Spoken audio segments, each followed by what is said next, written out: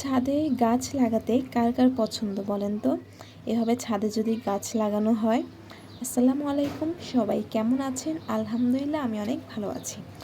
তো আজকে খালামণির বাসায় গিয়েছিলাম, তাই ভাবলাম একটু ছাদে গিয়ে দেখি গাছপালার কী অবস্থা।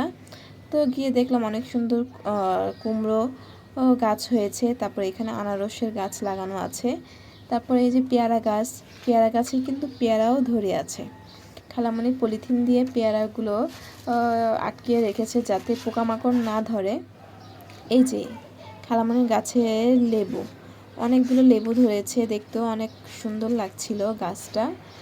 তো এই লেবু খেতে অনেক মজা ভাত দিয়ে। তো আমি এখান থেকে একটা লেবু নেব ভাতের সাথে খাওয়ার জন্য।